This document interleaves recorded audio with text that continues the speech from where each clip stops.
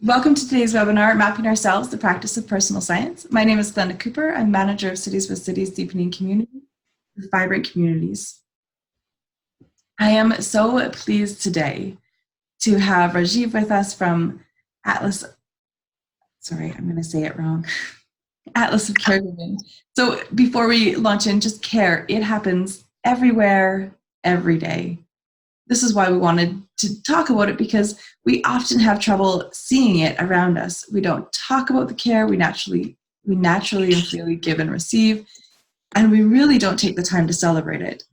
This lack of awareness and appreciation for our experiences of caring can contribute to social isolation, disconnected communities, and overwhelmed family carers. Taking the time to look at our natural ecosystems of care can have profound positive impacts on our own wellness. This is what makes me so excited to have Rajiv Mehta here today. He's the CEO of the Silicon Valley-based nonprofit Atlas of Caregiving, which conducts research on family caregiving and then develops tools to help families and communities care for themselves. Rajiv is also on the board of the Family Caregiver Alliance. Prior to his focus on families, he led business and innovation efforts at tech companies and scientific research at NASA. So he's got this wealth of information and just such a diverse lens to bring to the conversation. And he's a globally sought after speaker and advisor on consumer health and technology.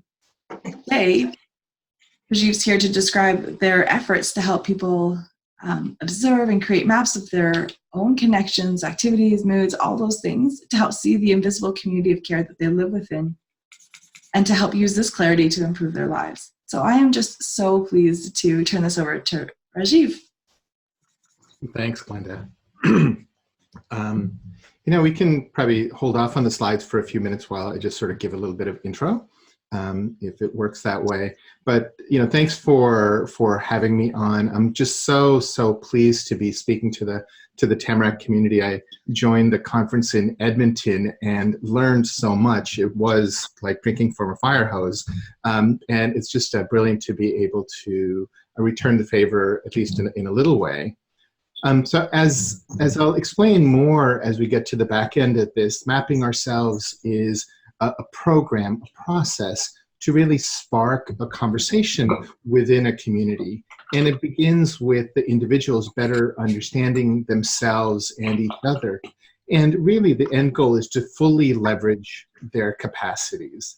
And it consists of both tools and really the environmental context that we create around this.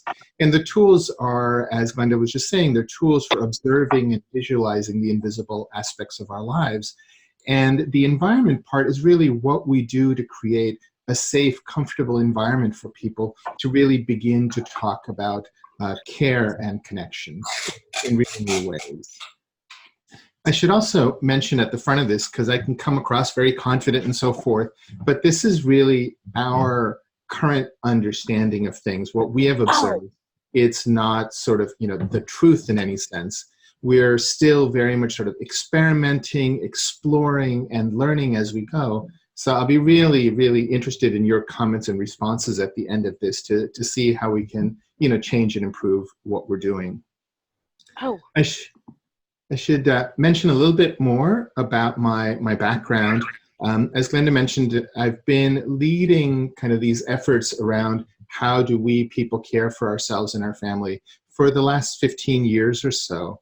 But my background before this was not in the usual fields of social work or health or medicine or anything like that. Background actually started off in aerospace engineering, and I worked for NASA for a long time doing NASA types of research, and then went off to business school and worked in Silicon Valley at companies like Apple and Adobe, and led all sorts of products in sort of the consumer space as well as industrial things and so forth. And so I bring a really, really broad background to this in technology and business and science, but also in terms of design and anthropology and so forth. And the same thing with my colleagues who come from all sorts of fields. And this is really, really key to innovation. Innovation not in the sense of just small improvements to things that we already have, but huge new ideas.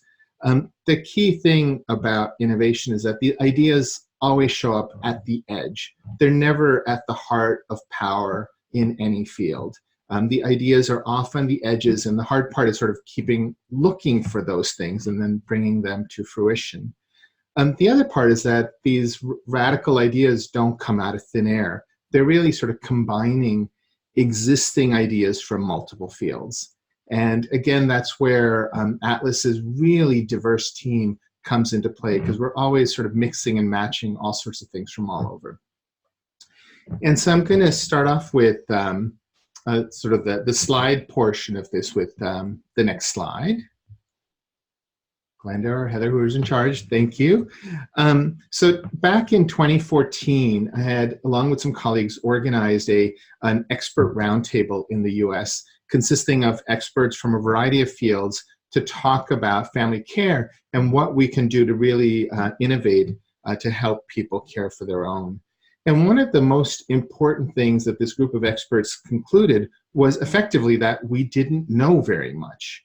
The leading researchers were in the room, and we acknowledged how great their work was, but it was sort of like pearls of wisdom in an ocean of not knowing. So in this modern day big data environment where Facebook seems to know everything about us, the actual data on what we people do to care for each other on a day-to-day basis is pretty much non-existent.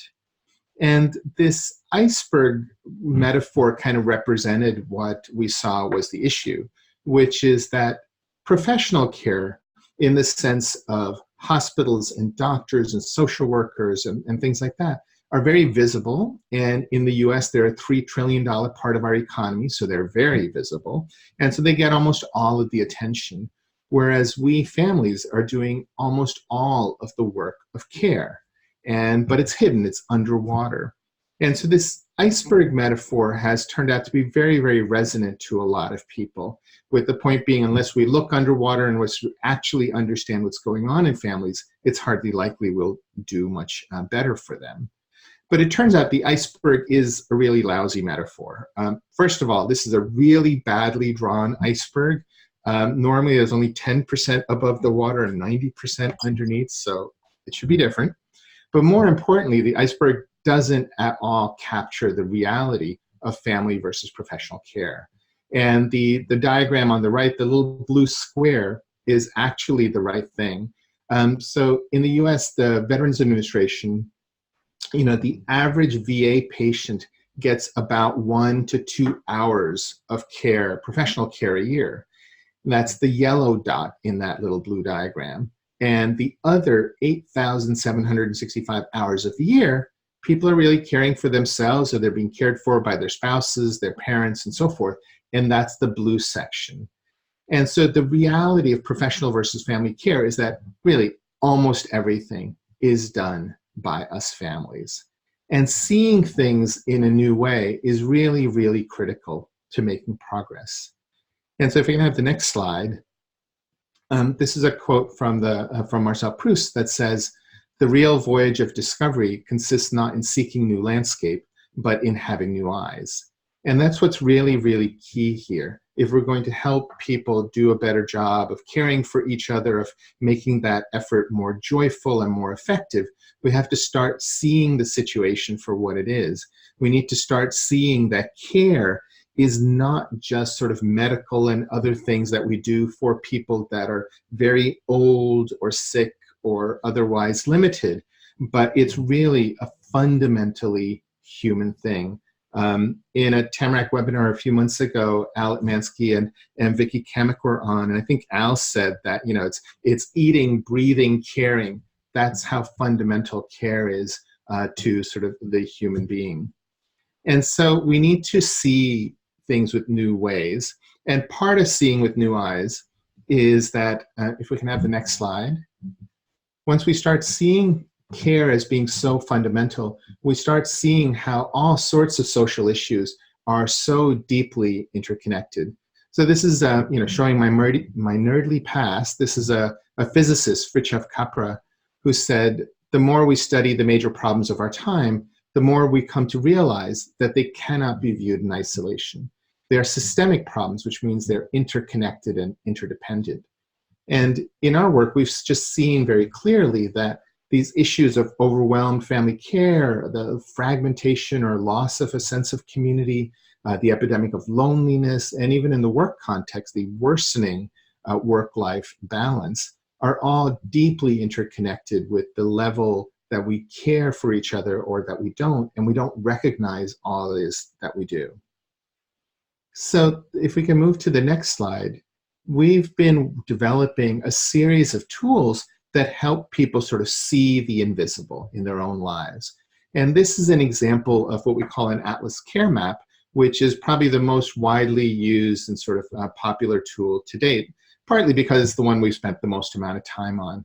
And what the Care Map does is it's a hand-drawn, in this case, diagram of a family's care ecosystem. It shows who is caring for whom, to the extent of how frequent or extensive is that care, and a little bit of how near or far people are. And so I'll walk you through this diagram as one example. And these are real people.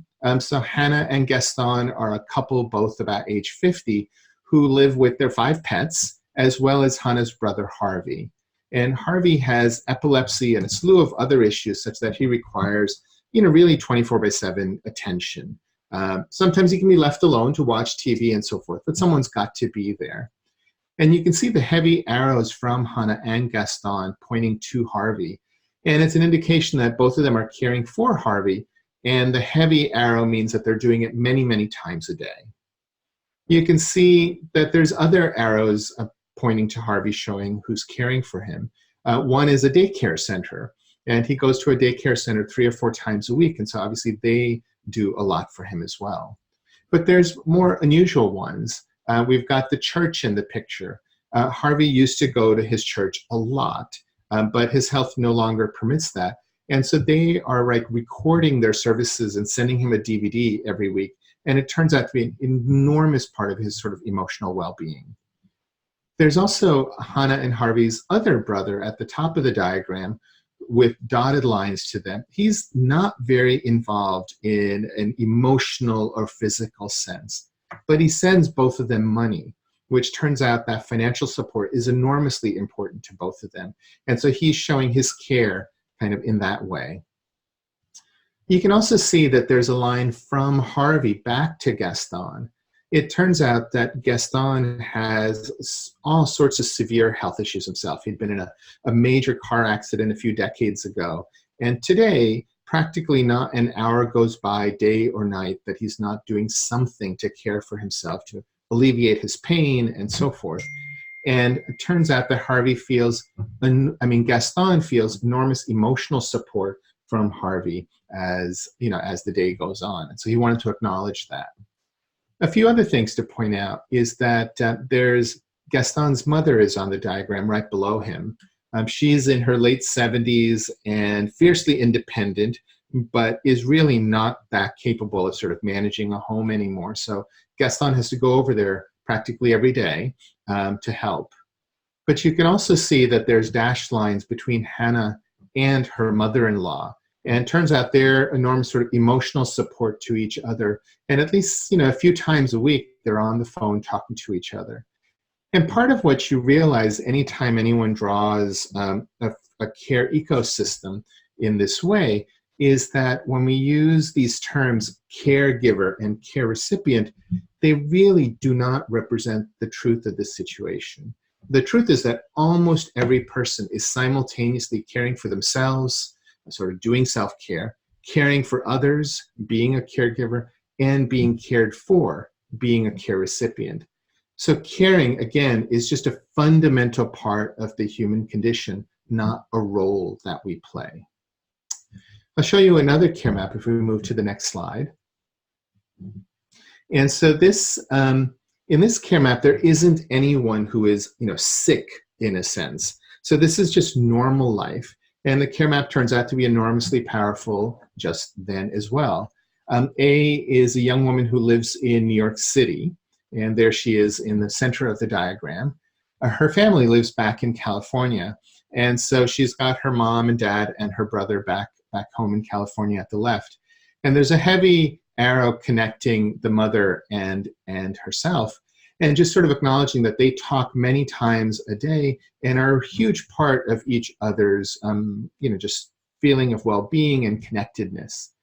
A also drew sort of dashed arrows to her two brothers, kind of acknowledging that she is, plays the big sister to them and is constantly watching out for them and trying to do what she can. While she included both of their girlfriends on the diagram to acknowledge that in a real sense, from a day-to-day perspective, their girlfriends have far more impact on their well-being than she does. A's also included some of her friends. So there's above her is Elle, another woman who lives in New York, and she talks to her every day. They've been friends for a very long time. But again, she acknowledges that Elle's boyfriend has much more impact on Elle's well-being. She also has a group of other friends, and she just bucketed them together as New York City friends, with a dash arrow going both ways between them, and an arrow going to themselves, just to acknowledge that the friends are constantly taking care of each other. And similarly, she's got friends back in California with more of a dotted line because she interacts with them less these days.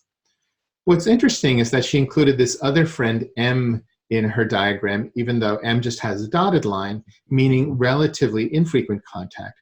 But she says M stands apart, even though the two of them aren't that close and that don't do that much together. They are very much neighbors. M lives just in a building next door, and they are each other's, primary source of support whenever anything goes wrong. And both of them feel an enormous sense of comfort knowing the other person is so close by.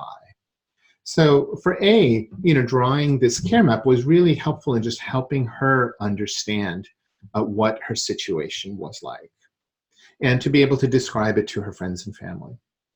Now, if we can go to the next slide.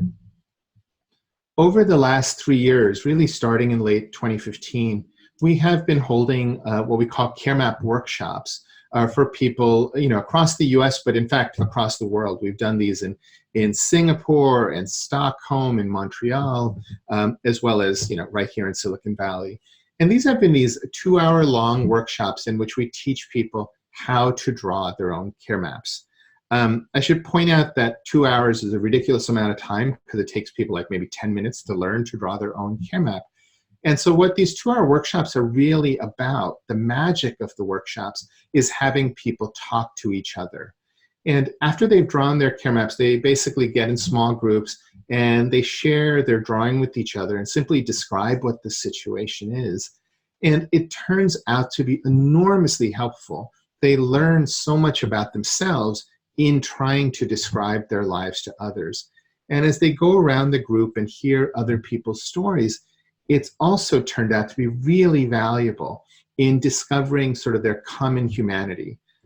Since we don't talk about care in a normal thing, people often think that they're sort of uniquely incompetent or so forth. And as they go around and hear other people's stories, even if their situations are very, very different, their common humanity comes through and they discover that they are not alone. They also end up learning lots of practical things that, oh, I never thought of that you're doing. And what more fundamentally, what happens in our care map workshops, which we discovered by accident, by doing these things, is that when the people in the room have been sort of an existing community, in the sense that they all worked at the same organization, or they were all part of the same volunteer group, or they were all more or less from the same physical neighborhood, and therefore had many, many opportunities to see each other afterwards, we discovered that the conversation that began in the workshop continued long after. And so care went from being kind of a non-topic of conversation to something that they do all the time. So now when they run into each other, whether it's in the break room or at Starbucks or at the grocery store, people are freely talking about what's going on in their lives. People even ask, what's changed on your care map? And so we accidentally discovered how powerful the workshop was and how powerful it was to use a tool to start a conversation. And so that's what we've built upon in creating the Mapping Ourselves workshops. If we go to the next slide, just so you know, we've tried to write down everything we've learned about this in a couple of booklets that are freely available from our website. Seeing the Invisible is the main booklet. It teaches you how to draw your own care map and to learn from it and share it with friends and family. And Sparking Transformative Conversations is sort of the complementary book documenting everything we had learned to date on using care maps to strengthen families and communities. So moving on, we have been, as I mentioned, developing lots of tools to make the invisible visible. And here's another example we've been experimenting with over the last several years. This particular one we used about 3 years ago in some work we did with families down in Santa Barbara. And in this case, it's effectively kind of a log of a day to help people see what their activities were like during the day. And in this particular version, basically people, as the day went on, filled in these little boxes to indicate that they were doing something. And so the length of the box is the length of time. And so you can see at a glance how incredibly fragmented people's days are. And no wonder we can't get anything done. We also taught them how they could annotate the diagram as they went by either writing on it, like Trader Joe's and noise and so forth, or by using different symbols, asterisks and check marks and exclamation points to acknowledge the things that were either stressful or fun, that brought joy or were exhausting. And so in sort of creating the log, they learned a lot about their day. And then afterwards, in reflecting on their day and talking about the day with each other, they were able to much deepen their understanding of what their lives were like. So on the next slide, I want to acknowledge that we are fortunate to be deeply embedded in a worldwide community of people doing similar things. And so we are often inspired on our tools and our methods, not just by what we're doing, but people everywhere. And so there's a community called the Quantified Self, which is it's not very structured. It's a very loose community of people around the world that either track various aspects of their lives to learn what they can about themselves and try to improve it, or are developing tools in a similar way. So we've got people that have done groundbreaking work on tracking moods or sneezes, or the books they read, or their dating habits and so forth. And through this community, we have learned so much about, one of the points being that practically anything in our lives is something that we can track and visualize. Often it takes some creative, leaps of genius to come up with a simple way of doing it, but it helps to have access to really cutting edge thinkers around the world that are doing this. And so far I've either led or co-organized about 14 international conferences on this. And these are photos from our conferences. On the next slide is a particular example. These two women, Georgia Lupi and Stephanie Posevich, they're both information designers. And so in their day jobs, they're designing ways for IBM and the World Bank and so forth to display data. But they also had a personal project which was published in a book called Dear Data, which was just groundbreaking. And in fact, the Museum of Modern Art has purchased all of the work they did in Dear Data for their permanent collection. And these are a couple of examples from their book. So the one on the right, on the top with sort of the rays, that represents a week of complaints. And so this was done by Stephanie. In fact, I think both of these were done by Stephanie. The rays on the left represent complaints that Stephanie sort of felt but didn't express. She said them under her breath, if you will. The rays kind of in the middle, going to the one side, are all the ones that she said out loud. And the rays on the right are ones that she heard, that were expressed towards her. And the different colors represented different sort of topics of complaints, ranging from boyfriends and husbands to the bus being late to work being impossible and so forth. And in doing this, Stephanie learned a lot about what bothered her over the course of the week and what she might do about it. The bottom diagram is also very interesting. Stephanie wanted to map being alone, with this recognition that being alone has all sorts of variations. It can range from sort of glorious solitude, where you just want to be left alone so you can think, to sort of deep emotional depression. And so she created this diagram, and it's very easy to describe. The rows are the days of the week, Monday through Sunday, and sort of the 24 hours of the day. And she basically made little boxes to represent times that she was alone. And the color of the box represents the kind of being alone. So there were certain colors that represented being physically alone in a space. Other ones were being alone at home, but with the boyfriend asleep. The few black boxes right in the middle of the chart were the only time she felt emotionally alone. And so as an example of that, you could be having Christmas at home, you've got your friends and family, everybody loves you, but you've just said something that everyone thinks is so stupid. And so all of a sudden you feel very much alone. You want to crawl up someplace. And so it's this sense of being with people who care for you, and yet you feel emotionally alone. And so anyway, in this example, Stephanie was able to come up with a way of both tracking and visualizing aloneness. And so we're taking advantage of all of these sources of inspiration to create a set of tools. And so if I can have the next slide. So this is a diagram of what we're doing in this Mapping Ourselves program we're developing. So Mapping Ourselves is going to be kind of a day-long program, which is a kickoff to things that help a community come together and fully utilize their assets. We start by providing people, we train them on a collection of tools to help them discover the invisible world of their lives. And the care map will be one of these tools, but we'll also be doing other tools. There'll be another type of diagram that we're creating to help you map your relationships. And we think in particular, this could be very useful for neighborhoods to see how they're connected and how their interests and sort of assets overlap and match. We're going to be doing a mapping your day, an improved version of sort of the activity log, just so that each person can see what their day is like. Where does the time go? We're going to have a tool for tracking positive moods and emotions.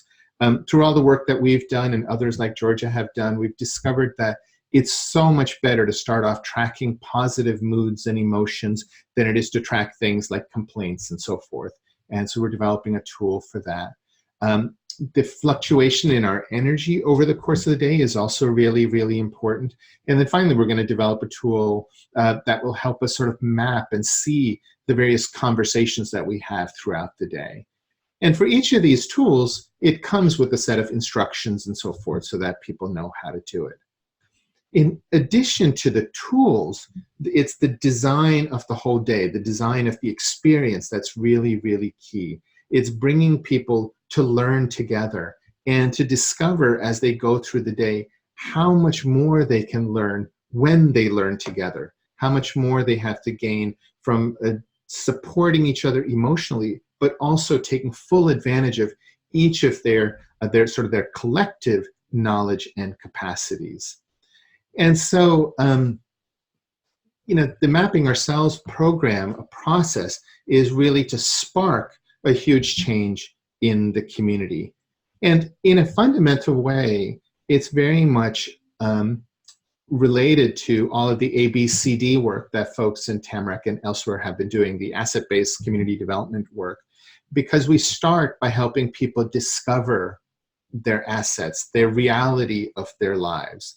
And through the process, we're helping to nurture conversations. And conversations get sparked, they get started during the workshop, but you have to nurture them afterwards. And it's really, really critical to do that. So Mapping Ourselves is effectively helping people look much more deeply into their own lives and their connections and their ecosystem that they live in, and normalizing conversations about care and community. And just to wrap up, what we're doing at the moment is we as an organization are working with a few other organizations, and they range from communities to big corporations to academic institutions and so forth, to really teach them to use and to leverage Mapping Ourselves. In each of these cases, I should mention that we insist on deep engagement starting at the top. So like when we're working with a university, we're not starting with, oh, what can we do with the students? We're starting with, what do we do with the deans and the heads? Similarly, when we're starting with corporations, we're starting at the executives, at the C-suite, in addition to all of the employees. And when we're working with social services agencies, we don't say, oh, what are we going to do for your clients? we're starting internally with this rather obvious observation that they're all people too, and they have care lives and they have a community that could use strengthening.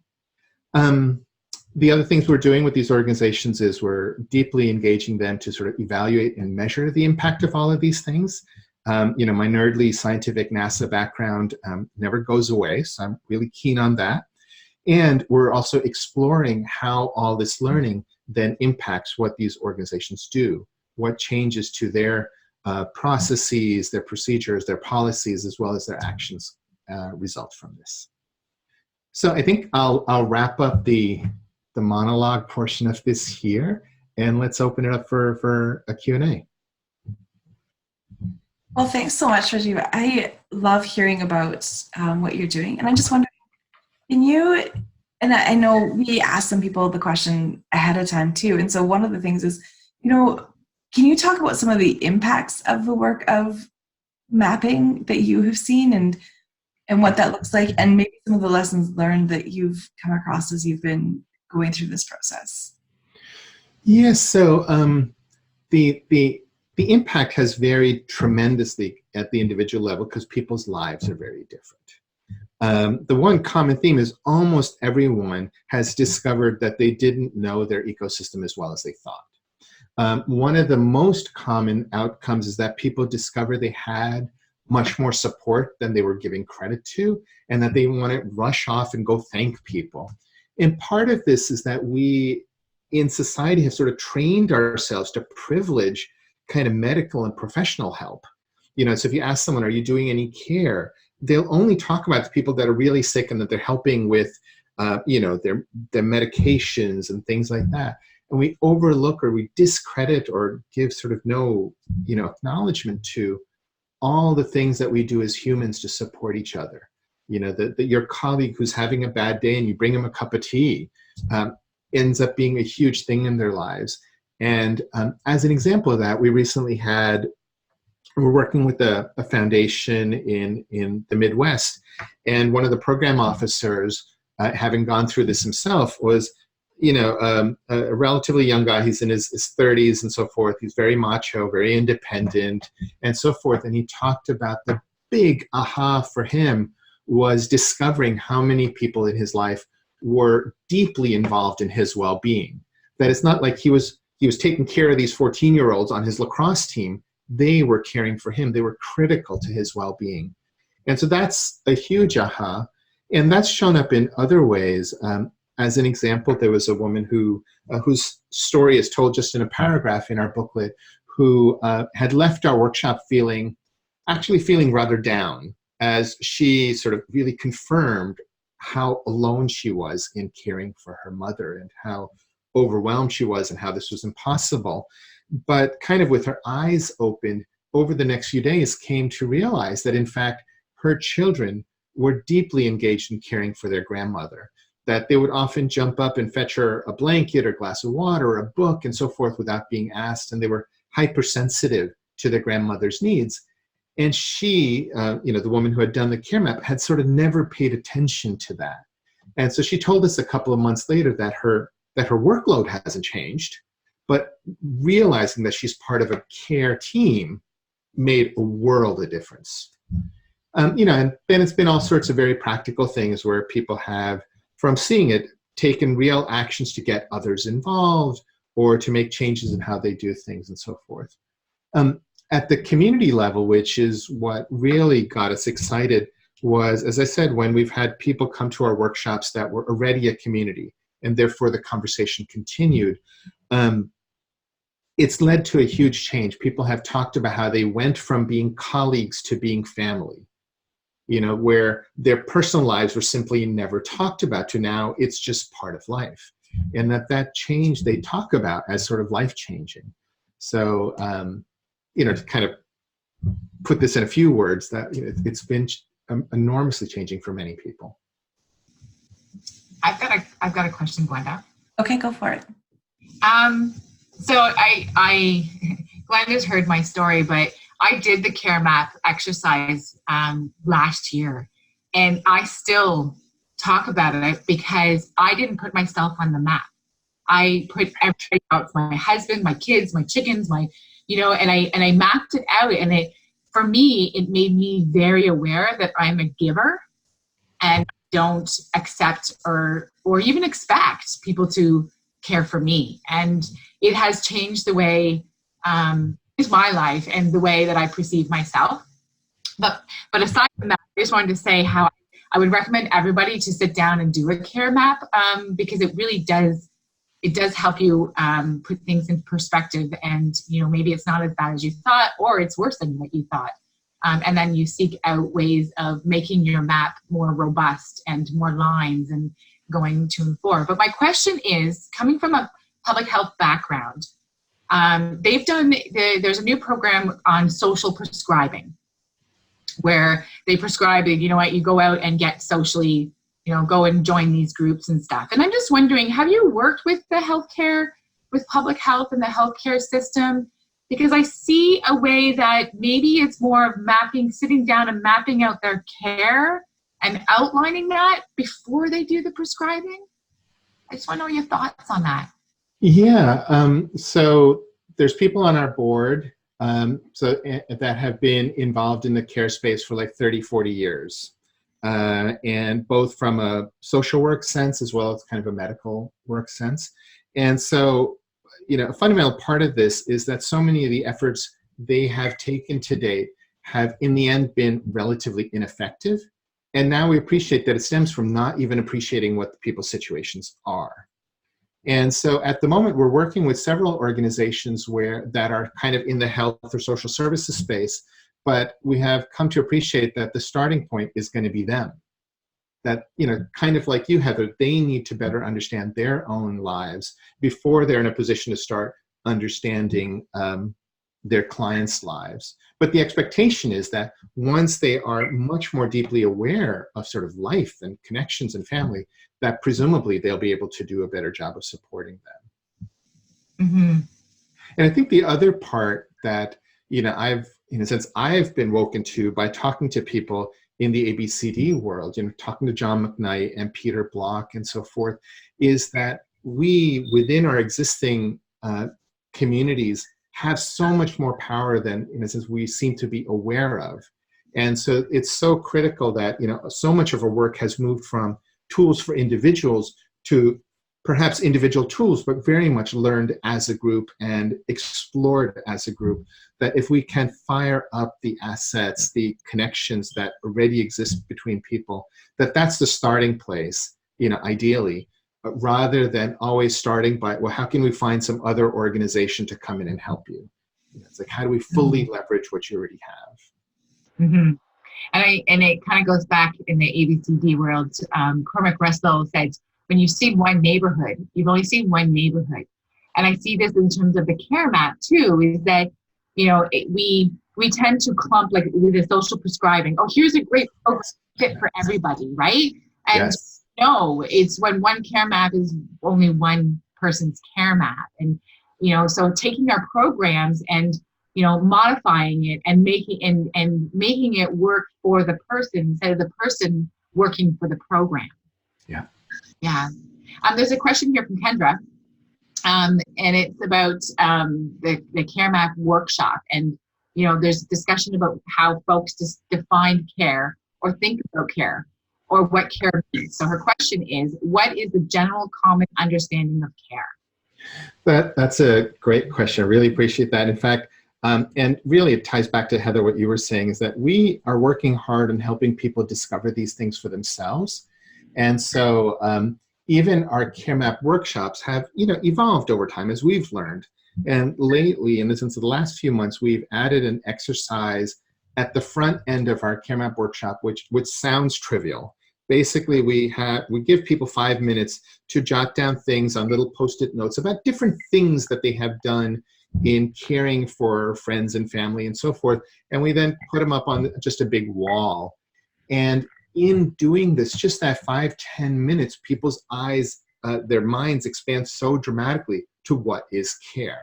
Both what they thought of themselves and seeing other people's things on there. And so, you see trivial things like find TV remote 20 times a day, kind of things that actually take a lot of time that we may never have thought of. And so the group ends up discovering for itself that care can vary so dramatically, and that what care is for each person can vary, but it's really widening our eyes. So far, we've had such a narrow-minded view of care, that care is whatever the doctor says is care, rather than, you know, coming over to spend time and have a cup of tea is very much part of care. So. Yeah. There's some questions coming in. They're great questions. This is my favorite part. Not that your presentation wasn't great, but these questions I just love. So Marissa from Montreal, her question is about the evaluation. So how are you measuring the impact? Are you measuring, and what tools are you using? And she works in inclusive education, and she sees tons of potential. Yeah, so I'm glad you asked. I mean, a lot of this has been experimental in itself, because we found, especially through the QS community, that a lot of the academically validated tools just don't work at the individual level. You know, they're meant for these, you know, N of 500 and N of 1,000 types of things, and where it's like, you care about yourself and you care about tracking changes kind of in the moment, not over time. So a lot of our work has been trying to even develop tools. So we've been doing certain things which are really tracking sort of changes in perception. You know, do people feel that they are much more confident about caring for themselves? Do people feel that there's much more people involved in their network, and such things from a perception perspective? But in working with these organizations, we're also starting with each organization, you know, that decides to participate with us, starting with the question, well, what got you excited? What do you think you're going to get out of that? And then working, you know, myself and some other colleagues to come up with some rough ways of sensing that. And the idea is that as we work with many organizations, we will discover together which of these measurement tools turn out to be useful or not. So there's essentially a lot of experimentation going on in how do we measure impact. Mm-hmm. Mm-hmm. And if anybody has ideas, we are totally wanting to hear. And you know, we at Tamarack, we have an evaluation area and evaluating community impact. It is not, there's not a recipe or cookie cutter. And it's, yes, you know, it's that, especially when it's around relationships and people. And the only thing that I have seen is kind of a pre-post to be able to measure that. So what, you know, and that could be, you know, your map, but I actually, example is my map. So having my first map, and then a year later mapping my care map out again, and you know, seeing lines and seeing them getting thicker and going the other way, seeing my name on the map. Right. Well, I think one of the challenges we're finding is that, so for example, the pre-questions answers don't turn out to be so useful because the post ones are after people have learned new tools for seeing. Right. And so as an example, you might actually feel worse after you have a clearer idea, because you're now so starkly aware of how difficult your situation is, right? And so we can ask about your level of awareness and how it has changed, but you might actually be feeling worse. And so a lot of the data that's available on family care today is based on surveys. And we, in our work, have shown how poorly people actually understand their days. And therefore, the survey data is just not so useful. As an example, anytime we've had people sort of map their activities of the day, they've almost always discovered that they're spending more time on care than they thought. Yeah. So yes, the evaluation part is quite challenging, but it's also core. So we keep working at it.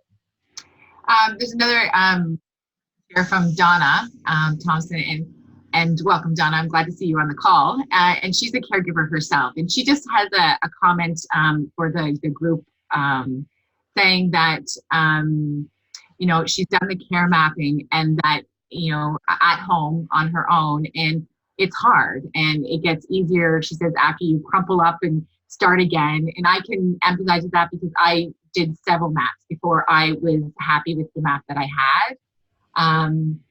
And so she just wanted to let everybody know that, you know, it takes practice and to stick with it. Thanks so much for that. Yeah, and I just want to acknowledge Donna's brilliant new book. It's just fantastic. It was really eye-opening for me as well. And in terms of what she says, one of the things that people have managed to learn and use and find value in our Atlas Care Map tool simply from the written materials we have and so forth. So that's brilliant. And at the same time, our sense is that people learn so much more deeply when they get to learn it in a group environment. Just keep that in mind. And one of the things when we teach in the group environment, I actually force people to go through it much faster than they can legitimately learn. And it's very much conscious, because the point isn't to get a perfect map. It's the thinking that goes in it. And as Donna has done, you can throw it away and redraw it. But there's a lot of sort of instructional design that has gone into our workshops that they're not replicable in writing. Right. Kendra just comments on, it could, the measurement or evaluation piece can be more about stories, asking questions using qualitative approaches, reflecting on change. Yeah, no, absolutely. The storytelling part of it is enormously important here. In fact, people feel like they can tell their stories better and more clearly once they've had the structure of a care map. But we're also, starting to work with like performance artists and others who are showing us that there's ways that people can put their newfound learning and express it in ways other than drawings and so forth, which is just really very exciting. Do you have any questions, Glenda? Well, so I have another one that has come in before, and you touched on this just a little bit earlier too, around this work around neighborhoods. But can you just maybe expand a little bit on like the concept of personal care maps and then working with neighborhoods and how all of that kind of flows together and the impact and the potential for impact that it has on that? Sure. And I just want to throw in the caveat that, as I said earlier, we're early in this, and so we're learning as we go. I mean, sometimes I'm embarrassed to point people to the two books because 6 months later I would have written them differently. But so it goes. I think when we start talking about neighborhoods and so forth, people have often wanted to jump to, well, let's plot the connections amongst the neighbors rather than doing personal care maps. And we found that no, you really need to better understand yourself first as a starting point for seeing how you connect to others. So we think people need to, draw their care maps or map their relationships or map their days for their internal self-understanding while they're also reaching out. But we're also looking at ways of developing tools that help you map the neighborhood. So how can you see these connections and the possibilities in different ways? How can they be? I think the most powerful thing is simply doing these sorts of care map workshops or mapping ourselves workshops as a neighborhood. And in the near future, we're experimenting with that with, in fact, some friends that have a really neighborhoody neighborhood. They're already so deeply connected that it's like, okay, I'm not sure how much this is going to help. But because of that, they're so excited about going through this as a group. And so we're going to see how that works out. But as I said, so much the tools help people see themselves and their environment in a new light. And the process of learning the tools together really strengthens their ability to speak to each other, kind of normalizes these conversations. So in many ways, my sense is that these things are in fact the starting point for such efforts. And I know that the first time that my colleague Gabriela Costa and I really sat down with Peter Block to talk about the work we've been doing, we were really encouraged to keep working at this because Peter said that the care map was probably the most powerful tool he'd come across in community building. And given that he's been at this for 30 plus years, we thought that probably means something. And so that was a couple of years ago, and it's really encouraged us to continue the work in that direction. And those who don't know Peter Block, he's kind of one of the gurus of asset-based community development.